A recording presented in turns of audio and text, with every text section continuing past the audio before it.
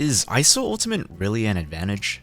Logically, it seems like it's a yes, 2 walls versus 1, but I played 100 games of ISO and barely came out on top while having, in my opinion, pretty good stats for someone playing in Radiant lobbies. So why am I making a video on how to win ISO 1v1s, and why should you listen to me? Good question, because I asked myself that as I was recording this, but there is a reason, and it's not what you expect. And it also requires a specific technique called silent peaks. So if you want to understand why ISO ultimates are so deceptively hard to do, then keep watching. And along with me teaching you guys about how to win free 1v1s with and against ISO's ults, in this video I'll also teach you guys how to get Valorant skins for free without paying a single cent using freecash.com. Freecash is a website where users from anywhere in the world can sign up and earn money through completing tasks such as downloading apps, playing games, watching videos, completing surveys, and more.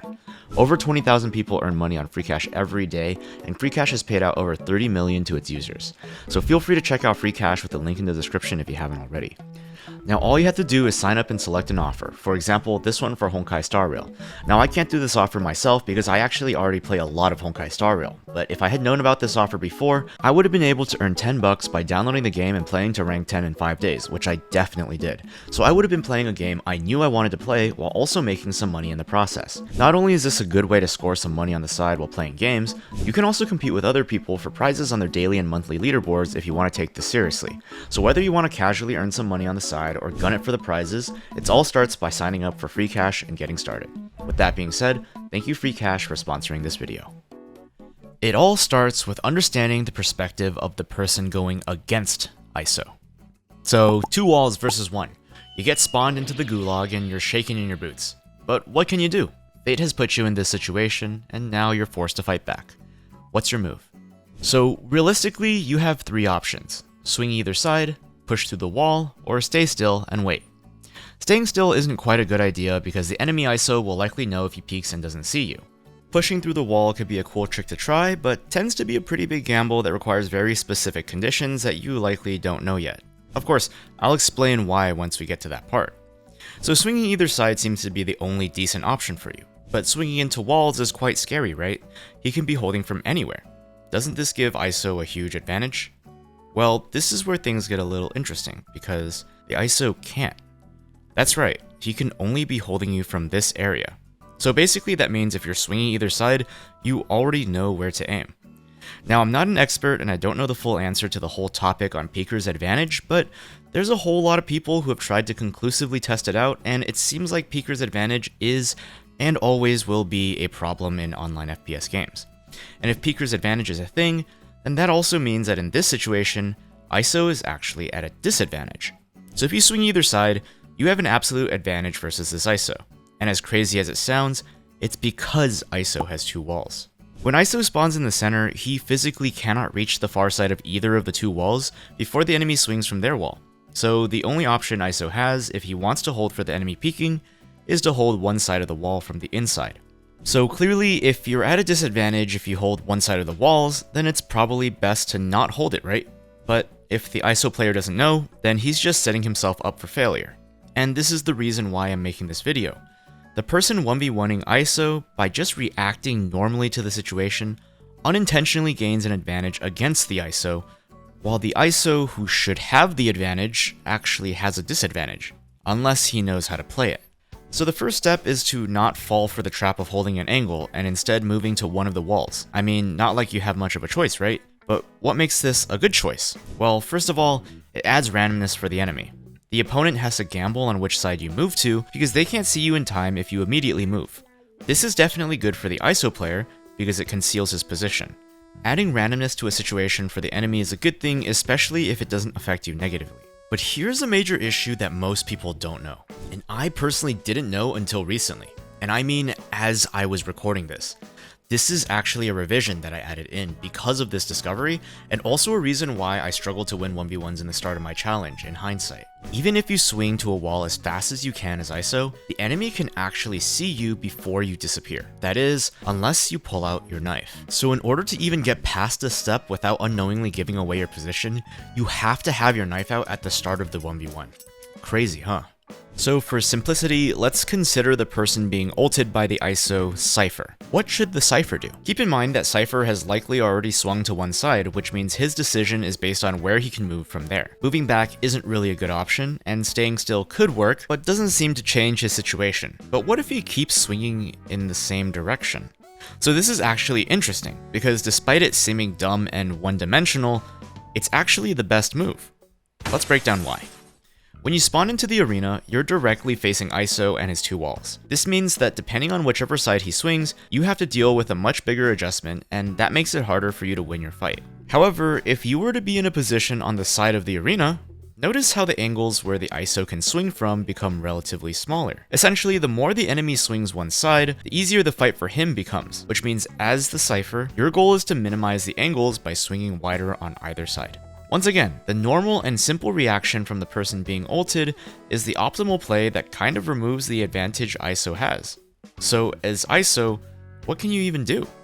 This is where things get a little confusing because there's a bit more information that could be at play, whether the Cypher is making steps or walking.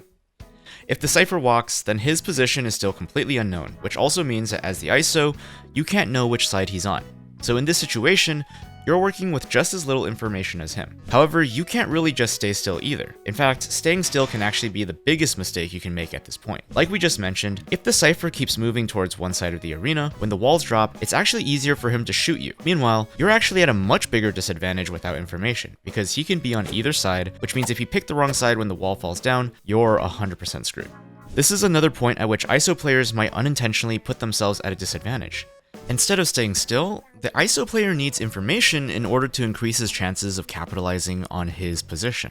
Of course, the simple answer here is to clear the close side of whichever wall he chose, but at the same time, you don't necessarily want to swing wide either. The reason is because if the enemy is not on that side, your position is now known because you made footsteps. If the Cypher hears that, not only did you give away your advantage, you also still don't know where the Cypher is exactly on the other side. However, you also don't want to walk either, because if you walk, then if he is on your side, you make the fight much easier for him to take. So swinging isn't the play, and walking isn't the play either. Staying still is also a strictly bad decision. So what's the play then?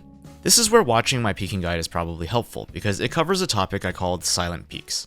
If you swing slightly without reaching the distance for a full step to be made, you can get the benefit of the speed of a wide swing in a peek, while also preventing the sound of the footsteps being made. This is super important, because it actually removes the negatives of both approaches. If Cypher is on your side, you at least peek properly without making it easier for him to shoot you. Meanwhile, it also serves to conceal your position because there's no footstep sounds either, which means Cypher won't hear you on the other side. So with this technique, you at least have the ability to remove the disadvantages associated, but we still haven't covered how you capitalize. So in order to capitalize on this situation, it's in your best interest to first clear your side through silent peeks, and if you see the enemy, you fight them. You're at an advantage because you technically peeked into the enemy when they still had no idea of where you were, but you're able to focus on one angle at a time. If you don't see the enemy, what you do next is up for discussion. You can either take that timing and immediately peek the opposite side of the arena to minimize the chance for the enemy to be ready, and also catch him as far from reaching the side as possible, or you can use the wall falling down as a distraction for your peek as well.